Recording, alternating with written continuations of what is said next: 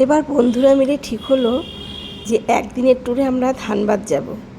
তাই আমাদের পরের দিন রিটার্ন টিকিট কাটা ছিল, কিন্তু তারপরে ঠিক হলো যে না, একদিনে হবে না, আমরা দুদিন থাকব, তৃতীয় দিন ভোরবেলা ফিরে আসব।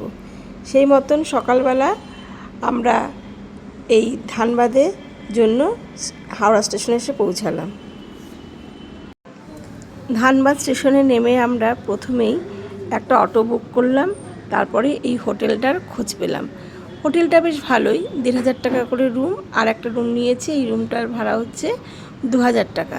তবে এসি ছিল, আমাদের শীতকাল যেহেতু এসির প্রয়োজন নেই। ঘরটা খুবই আগোছালো, আমার ভিডিও করতে একটু লেট হয়ে গেছে। তারপর পৌঁছে আমরা ফ্রেশ হয়ে চলে গেলাম লাঞ্চ করতে। লাঞ্চ করার পরে একটা অটো ভাড়া করে বেরিয়ে পড়লাম ভাতিন্ডা ফলস দেখার জন্য। হোটেলটা ছিল একদম স্টেশনের সঙ্গে। চলে এসেছি ভাতিন্ডা ফলসে। আজকে আমরা ধানবাদ থেকে এসেই ফার্স্ট পয়েন্ট আমরা ভাতিন্ডা ফলস। এটা 20-25 কিলোমিটার দূরে। এটা চারিদিকে প্রচুর লোক, মানে বেশিরভাগই এখানে পিকনিক স্পট। অপূর্ব সুন্দর। তবে বর্ষাকালে এখানে বোঝাই যায় যে জলটা অনেকটাই বেশি থাকবে। অল্প ফলস, তবু ঠিক আছে, ভালোই লাগছে। প্রচুর টুরিস্ট, শীতকাল যেহেতু প্রচুর মানুষ। ভাতিন্ডা ফলস, ওখানে বোটিং এর ব্যবস্থা আছে।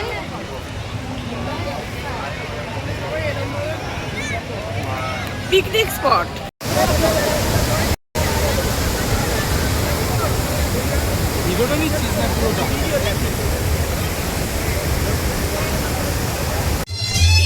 ভাতিন্ডা ফলসের চারিদিকে প্রচুর মেলা বসেছে। যেটা দেখলাম এইটা অলরেডি একটা পিকনিক স্পট।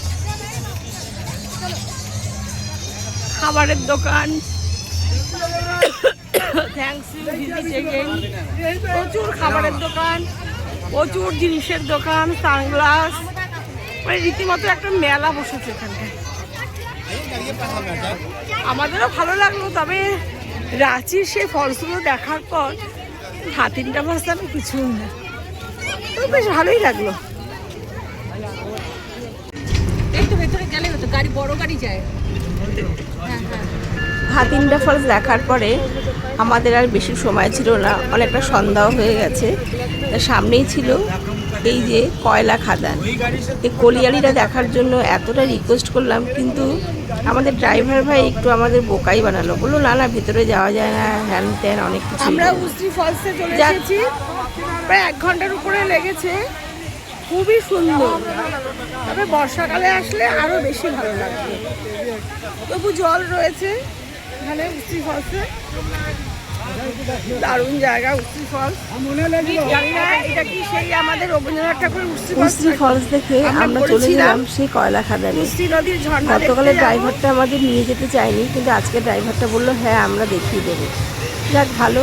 আমরা অবশ্য আগের দিন একটা টোটো ভাড়া করেছিলাম, আজকে একটা আমাদের ইনোভা ছিল সঙ্গে।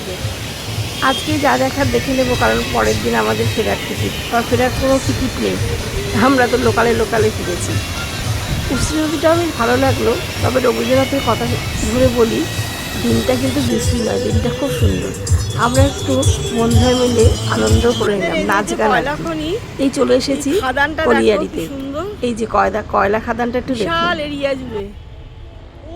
আমাদের আস্তে আস্তে সন্ধ্যা হয়ে গেছে। এই দেখো মাটির থেকে দেখো ধোঁয়া বেরোচ্ছে। এর নিজে জমিন সব ফেটে গেছে, ফেটে খাদানে সব বেরোচ্ছে। আমরা ওখানে যেতে পারি তো, চল না একটু, চল তো। ওইদিকেও দেখো বেশ চারিদিক দিয়ে জমিগুলো।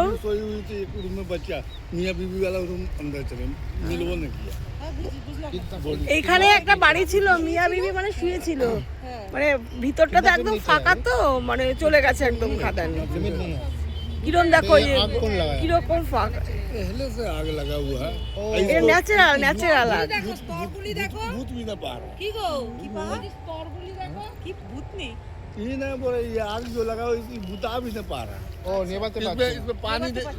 जितना पानी देता उतना आग भभकता है। বলছে এখানে অটোমেটিক্যালি আগুনগুলো জ্বলছে जल रहा है হ্যাঁ वो आग लग অটোমেটিক্যালি আগে দেখো लगाया ना वो अपने आप আপনি বলছে নিজের থেকেই সব আগুনগুলো এখানে জ্বলছে এই যে ভেতরে আগুন দেখ ওগুলো নিজে নিজে চলছে নিজে নিজে জ্বলছে নিজে নিজেই জ্বলছে। টোটালটাই হচ্ছে খাদানে হ্যাঁ কয়লা খাদান देखिए आग से भी पत्थर जल गया तो ऐसा हो गया तो इसको उठाएगा নিজের থেকেই দেখো আগুনগুলো কিরকম জ্বলছে ওইদিকে আগুন জ্বলছে এইদিকে পুরো ফাঁকা আগুনকে জ্বলে জ্বলে उधर का धुआं पूरा হ্যাঁ ওরা দেখো ধোয়া ওই যে কত জায়গায় ধোয়া নিজের থেকে সব আগুনগুলো জ্বলছে দেখো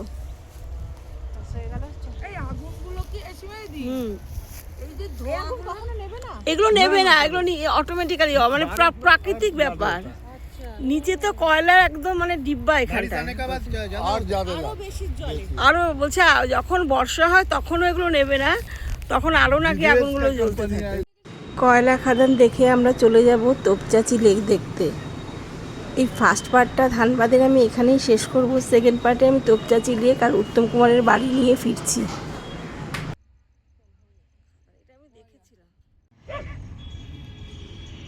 बढ़ गया कब ढाल जाएगा कोई पता है?